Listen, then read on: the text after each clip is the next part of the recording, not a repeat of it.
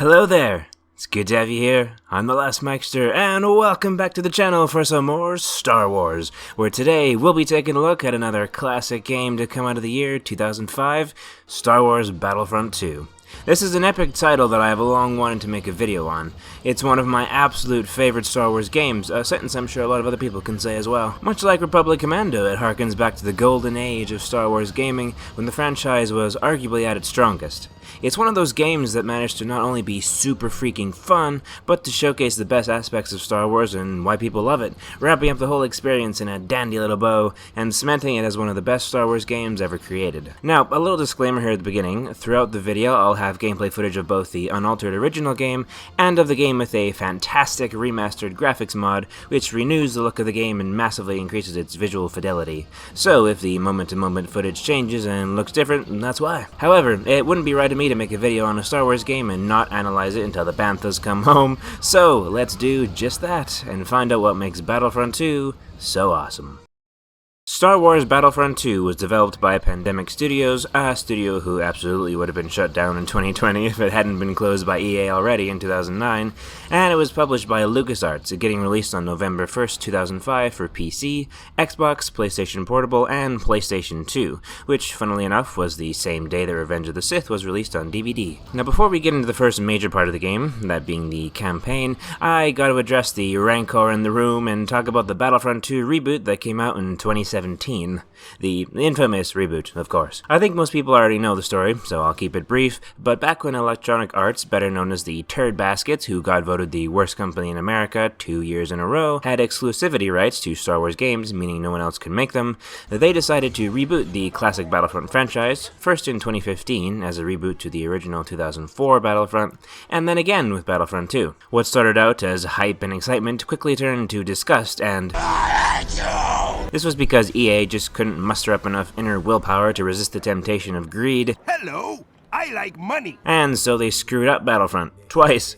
The first game just being all around lacking in content, and the second being slapped in the nuts with microtransactions, loot boxes, and the possibility that unlocking just one of the most iconic Star Wars characters like Luke or Vader could require hundreds of hours of playtime. I'm in it for the money. And you could play as them pretty much whenever you felt like it in the old games, both in single player and multiplayer. Gamers finally had had enough of the colossal shitstorm, and they fought back, and it wasn't long before others joined them. Sector is clear. Not clear, not clear.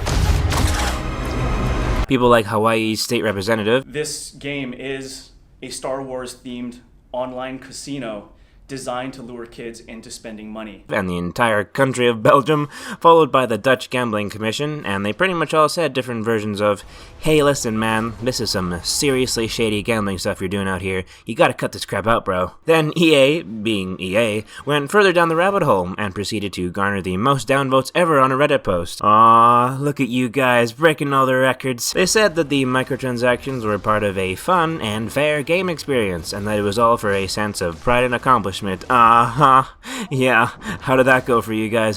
So at the end of it all, EA decided to salvage what was left of their reputation and take the loot boxes and pay-to-win system out of the game entirely. Credit to DICE though, the developers on Battlefront 2, for helping the process along, as they managed to steer the Titanic game clear of the iceberg and avoid the Battlefront name sinking to the depths. They released regular content updates and kept patching it, at least until EA told them to stop and cancelled any further support for the game forever. I guess EA wanted the last laugh or something. Regardless, I don't really know what state the Battlefront franchise might be in if the reboot hadn't gotten such a revitalization towards the end, but we aren't here for that game. What we are here for is a jump back in time before all of this ever happened with the original Battlefront 2, and what better place to begin than the single-player campaign. The story of Star Wars Battlefront 2 follows the 501st Clone Division, and their slow but steady turn into stormtroopers of the Galactic Empire after the fall of the Republic. It's narrated by Tamura Morrison, and like he always does, he brings his A-game. After disabling the final capital ship, General Kenobi and Skywalker took advantage of the opportunity we'd created, and rescued the Chancellor. took all the credit, too. You know what? In a lot of ways, it actually reminds me quite a bit of the game I just covered on the channel, that being Republic Commando. The checklist is so damn similar, it's kinda crazy. Both start off during the Clone Wars, have a gritty war story that touches on themes of brotherhood and loss, and feature Tamura in a prominent role. They go about it in a different way, but when you play both of them back to back as I have, you notice how they relate and how they differ. Republic Commando was a smaller scale story, focusing more on a tight-knit squad dynamic, and was locked to a first-person view, while Battlefront 2 takes similar elements and uses them on a more epic scale in huge battles across the galaxy, utilizing both first-person and third-person views. Now, while I wouldn't say the campaign in Battlefront 2 is anything too amazing, it tells a solid story and does do a couple interesting things. The first and most noticeable is how the cutscenes play out and where the bulk of the story is told, which is through gameplay. Every cutscene and major story beat is literally just gameplay footage slowed down and overlaid with a dark film-grained filter. It's a simple but effective way of telling a story, and with Tamura's voiceover, it lends the whole thing a rather ominous vibe more often than not. The Jedi had become increasingly wary of the Chancellor's doings, and were on the lookout for the slightest hint of treachery. Just like the rest of them, though, he never caught whiff of what was really going on, until it was far too late. Everything to do with Order 66 and the extermination of the Jedi is chilling. Every scene carries a weight to it, and as the war drags on, you can feel the wariness that is set in. With only a few veteran pilots on planet, many of the 501st were pressed into service to drive off the Seps. Much like Republic Commando, it takes a more realistic, grounded approach to warfare, where it's less guns blazing and more focused on what your everyday soldier might go through, and that leads me into what might be my favorite thing about the campaign, and is that you don't really play as anyone specific. Yes, the campaign does give you the chance to play as heroes, but you choose if you want to play as them or not. You're just a soldier, a clone with a helmet, armor, and weaponry. You never see who's behind the helmet, and you don't need to. You take each mission and battle as it comes, as simple as someone heading to work or school one day, because you're a soldier, that's your job. And the line that best expresses this is also my favorite piece of dialogue in the entire game. When the 501st was finally rotated out of Felucia, Ayla Secura made a point of seeing us off personally, calling us the bravest soldiers she'd ever seen. It's a good thing we were wearing helmets, because none of us could bear to look her in the eye. I mean, damn, that's some heavy stuff right there. The game follows some major battles during the Clone Wars and the clones' general thoughts and feelings about them, leading up to Order 66, where after the fall of the Jedi and the collapse of the Republic, they become an elite Imperial Legion called Vader's Fist. At this point, you fight the rest of the game for the Empire, which is a cool little spin on things, seeing how what's left of the 501st react to losing some of their brothers who are stationed on the Death Star. And it's neat to see the Empire's perspective on things, even if I don't agree with anything they stand for. When the gameplay is fun enough, I can disassociate myself somewhat, in the sense that, yeah, your modus operandi may be kinda screwed up, but yeah, sure, I'll shoot some dudes, why not? For the Empire! The Empire gets more interesting missions too, as you'll do things like track down the remnants of the Separatist Alliance on Mustafar, where a surviving Geonosian has reactivated a bunch of droids, and on Naboo you'll take out a young queen causing trouble for the Empire because, after all, there is no simpler solution for troublesome politicians than assassination. The campaign ends on a high note for the Empire as they drive the rebels off of the frozen planet Hoth, and the 501st get a nice send-off, which is kind of ironic, considering how not super long after this, the Empire would build another Death Star, and it would also get blown to smithereens by the rebels, all but ending the war, so I guess the victory was short-lived. It's a nice little campaign that takes roughly 5 to 6 hours to complete, and while nothing groundbreaking, it does what it sets out to do. The only complaints I have is that while the story does a good job of setting up a unified legion working together to complete missions, the gameplay doesn't quite do the same, as more often than not it will be you versus everyone else, where you'll constantly be outnumbered, and the success of most of the missions is up to how well you play, not how well your squad plays. It can make the missions feel repetitive, and when the only checkpoint is at the very beginning, if you fail, you're right back at square one, which, yeah, is nothing new for old games, but I figured it's worth mentioning at least. On the flip side, one feature that I thought was a good choice to include was the ability to skip space battles. You know, if that's not your thing and you don't like the ship controls or whatever, you're not forced through them, although the ground battles are mandatory, cause what are you, a coward? Where are you going, soldier? Get back to the battle. The campaign is a solid addition, and a nice little bonus that complements it quite well is Galactic Conquest, Battlefront 2's attempt at tackling the more tactical side of things. It's a turn-based strategy-style mode where you'll move your capital ship around and attempt to conquer planets. Winning both ground and space battles earns you credits, which you can use for galactic capitalism purposes, hell yeah, to buy bonuses and new units. These range from auto turrets at command posts to better weapon damage and health regen for your troops, stuff like that. The combat that takes place to determine who takes the planet is just like the rest of the game, so there aren't any differences there, and the goal is to, well, conquer the galaxy, as the name suggests. There are 4 different factions in the game, and Galactic Conquest has one quote-unquote campaign for each of them, so you can conquer the universe as whoever you wish. There isn't much to the mode other than that, though, and it's about time we moved on to the brightest star in the galaxy, and the mode that is easily my favorite way to play Battlefront 2. Now, in my opinion, the true strength of Battlefront 2 lies in instant action, the free-for-all mode where you can play whatever game mode you want on whatever map you want, including space battles. With no mission objectives, you're free to explore the maps however you want, taking alternate routes to command posts, flanking your enemies, getting a squad together, hopping in turrets, operating vehicles, etc. The game opens up so much, becoming a true Battlefront where anything goes. For such an old game, the maps are pretty damn big too, and they feel open and expansive, immersing you in battles across the Star Wars galaxy. Map design is such a huge part of what can make or break a game like this, and with the Battlefront 2 reboot, it could never really reach the heights it was aiming for. Most of the maps just felt small and uninteresting with no sense of scale, but with the OG game, it's a far different story. Every single map has its own unique feeling, a certain vibe that permeates throughout. Nothing feels the same, and combat never becomes stagnant, because you're always looking at something different, and the nitty-gritty details of the maps enhance the open-ended warfare. The heat of the planet Mustafar is felt as the lava bursts through an ash-choked sky and the horizon burns an intensely harsh red. Indoor controls can be shot to send 2 bridges into the lava stream below, and the dull, uninviting corridors of the facility contrast with the chaos outside. The huge pillars that set the stage for Anakin and Obi-Wan's final fight in Revenge of the Sith can be seen here too. The ice world of Hoth is racked by fierce winds that sweep over the bright white landscape. The immense power of the Empire is felt through the imposing AT-ATs marching towards the rebel base, and every explosion and bit of blaster fire is seen ever more clearly on the icy snowscape. The rebels can take control of the agile snow speeders, while if you play as the Empire, you can hop in a massive AT-AT and crush anyone in your way. Even the Millennium Falcon is sitting in the rebel base. On Kashyyyk, the Wookiees have set up barricades that the droid army can destroy, while unique separatist vehicles like the Spider Droid and Hailfire Droid make an appearance on the Dust Bowl Geonosis, and the Republic rolls out the monster AT-TE. The Ewoks fight alongside the rebels on the densely forested Endor, setting makeshift traps for Imperial walkers. Even the smallest details show how the maps felt as if they are frozen mid-scene and pulled right from the movies. In Jabba's palace, you'll find the trapdoor that leads to the Rancor pit below, with the beast chomping down on anyone unlucky enough to fall down there. Gamorrean guards will attack both sides. The droid dismantling zone shows up, complete with the same droid from Return of the Jedi. Han Solo is still frozen in carbonite on the wall, and Jabba is just chillin', doing Jabba things while everyone is blasting each other in the face. The other Tatooine map, set in the Mos Eisley spaceport,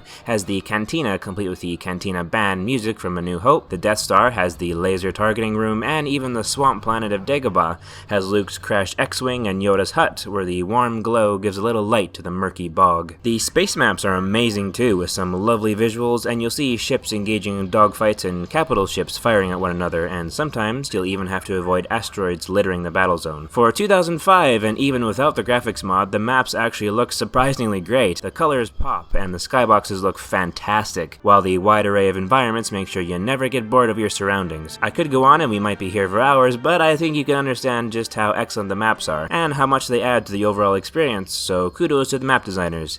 You done good. The gameplay only further complements the excellent map design, and it's quite dynamic too. You can switch between first and third person viewpoints to experience the battlefront differently, and choose from 5 classes per faction, with the final 2 plus the hero being unique to each faction. There are different modes to choose from, like Conquest, Capture the Flag, XL battles, which are just enormous battles with a ton of troops, only available on certain maps, and the 2 gimmicky modes, Hunt and Hero Assault. Hunt mode pits 2 sides, usually alien species, against one another, and while it's fun for a while, it gets repetitive fast due to a general lack of weapons, abilities, vehicles, etc. Hero Assault, on the other hand, preferably the one that didn't get cut off, am I right, Luke? bad jokes aside, yeah, Hero Assault, it pits all the heroes and villains against each other in a chaotic mess of swinging lightsabers, force powers, and blaster fire. If that sounds like fun, it's because it is. And the music, well, this is one of those moments where you point at the devs and say, yeah, I see what you guys did there. Tell me the odds. Try to move or die. It's silly and fits the mode wonderfully. Despite only being available on one map, unlike the Reboot where the same mode takes place on several different maps, it took me a lot longer to get tired of the mode than Hunt, and even then it was just a case of wanting to play something less gimmicky in nature. Speaking of the Reboot, unlike said game where you gotta wait for points to accumulate to even get a vehicle, in the OG game they're laid out on the map for you to hop into whenever you feel like it, and the Engineer class can repair them as needed, or even do a sneaky slice maneuver to commandeer an enemy vehicle if you're not vibing with the ones your faction has. Some vehicles also have multiple positions that you can switch between to use different weapons, and they have weak spots where critical damage is dealt to them if they get hit there, particularly helpful for the Heavy Trooper class with the lock-on targeting function for their rocket launcher, so they aren't invincible. Each map tends to have various ways of navigating it as well, providing the player with a lot of choice as to how they wish to approach combat, and many of the maps have a good amount of verticality to them. Endor has walkways that are part of the Ewok villages, Utapau has this huge upper walkway section in the hangar that you can explore and take in the view of the massive sinkhole where the locals build their cities. Camino can be explored both outside in the pouring rain and inside the bright, shiny hallways. And since Polis Massa is literally just a medical facility built on an asteroid, travel outside is limited to vehicles only. Then you get to the tight corridors of the Tentative 4. Everything turns to absolute madness. For reference, this is what it's like when you first spawn in.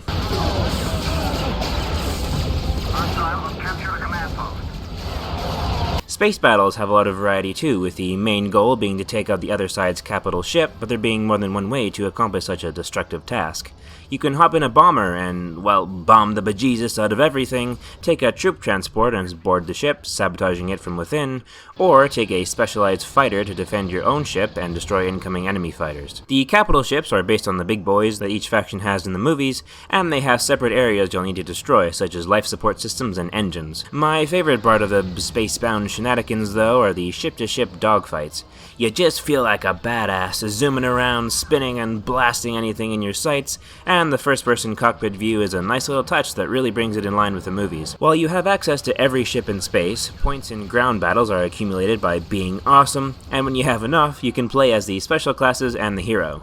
Special classes have unique abilities that fit their playstyles, like the Magna Guard for the Separatists, who are the elite guards for General Grievous, seen in Revenge of the Sith fighting Obi-Wan and Anakin. They can dish out serious damage with the quick-firing Bulldog rocket launcher, and they even have a poison ability that applies a debuff to any unfortunate souls caught in the ability's radius. The Bothan Spy, who fights for the Rebel Alliance, uses their close-range, high-damage incinerator and invisibility to cause chaos behind enemy lines. Other units, like the Clone Commando and Imperial Officer, can buff their fellow troopers, so it can pay off to stand by their side. You can play as a Wookiee too, which needs no explanation as to why that's so awesome. The heroes and villains are overpowered in a lot of ways, but they are the main characters from Star Wars, so they kinda have to be. They are unique to each map and are even accompanied by their own music, so you really get a feel for whoever you're playing as. Like when you're playing as Han Solo, you can't help but feel like a scruffy-looking nerf herder. A lot of games like to create power fantasies for players, making a character that can do things we never could, and while of course the heroes and villains fill that role, at the heart of Battlefront 2's gameplay is playing as just another soldier. I mean, look at the cover. Who's at the front? It's not a Jedi or Sith or famous bounty hunter or even Leia in her metal bikini. No, it's a nameless, faceless clone, and that speaks volumes for Battlefront 2's commitment to putting you in the shoes of those who fight. Now, I was going to leave this next part until later where I talk about the sound design and music, but I couldn't bring myself to do so because it's too good. What the hell am I on about? Well, I'm glad you didn't ask, because then I wouldn't have told you. What I'm ranting and raving about is the in-game dialogue. The game boasts some fantastic mid-battle voice lines that showcase personality, wit, and charm from your fellow soldiers, and provide the game with solid replayability and longevity, even all these years later. It's Dooku! Look out! He's deceptively spry! Darth Maul! What's he gonna do? Bleed all over us? Jango Fett's here! And he brought his head! What's the Emperor doing here? On second thought, who cares? Kill him! Just like the simulation. set 'em up and knock 'em down. They just don't learn, do they? They have reached iconic status, and you'll see this exemplified through the top-tier memes that people have made from the voice lines alone, and only the best and worst of society tends to get memed to the moon and back, and with Battlefront 2, I'm happy to say it's the former. At this point, I can't imagine the game without these voices. It's just a part of the experience, and they are forever ingrained in my memory. Overall, the combat just comes together in such a satisfying way that it's always a joy to play, no matter the day. When looking at a Star Wars game, there tends to be a lot that you must consider for not only how good of a video game it is, but how well it represents the franchise overall. Among the Star Wars games I have played, which, no, is not all of them yet, Star Wars Battlefront 2 is the one to me that feels the most like Star Wars and carries an undeniable presence to it that mimics the movies exceptionally well. Whatever your opinion on said movies is, you would be hard-pressed to say that George Lucas's Star Wars, that mainly being the first 6 movies and the Clone Wars animated TV show, has ever felt generic. Plenty of people dislike the prequels, but they at least tried new things. To their detriment at times, sure, but they did more than retread old ground, and I love them for a lot of what they did. Battlefront 2 has pretty much every element from the first 6 movies somewhere within it, and a huge part of that is the sound design. The music is taken straight from the movies, so you get all the classic tracks accompanying you, from the epic Duel of the Fates to the cheerful Cantina Band, from the foreboding Imperial March to the somber and haunting melodies of Anakin's dark deeds. The sound is just chef's kiss, baby. The Battlefront is filled with the sounds of blaster fire and explosions. Projectiles of all kinds fly by as ships overhead speed across the sky.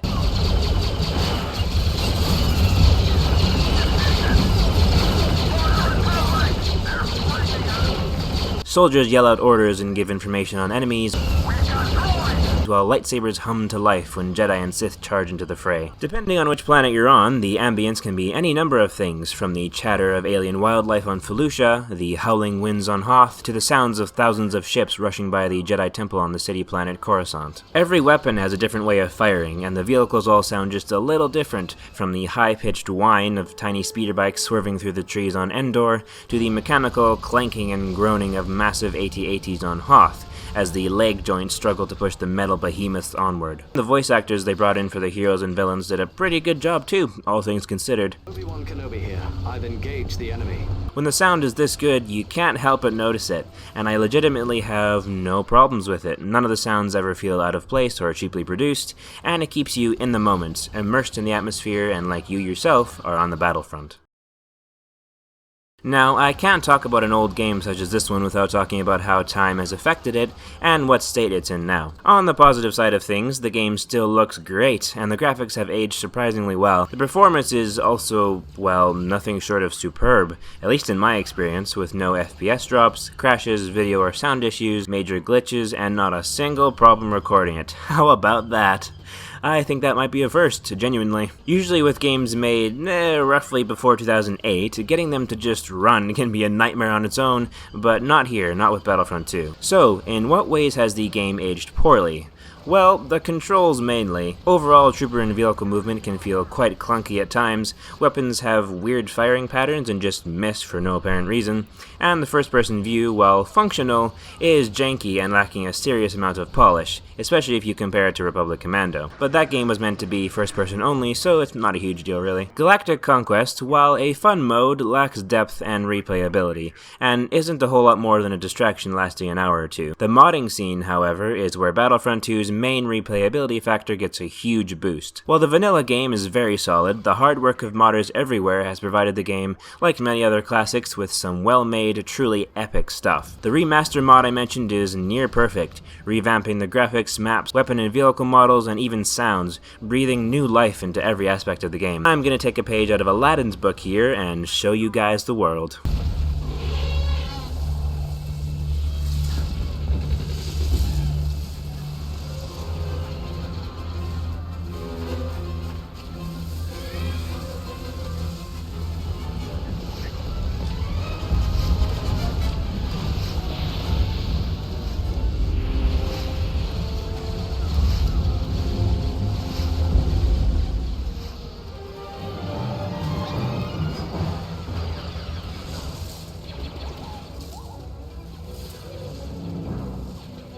So yeah, as you can see, some big changes are made, and with this mod, the game looks so dang good that it just makes me shed a tear of joy.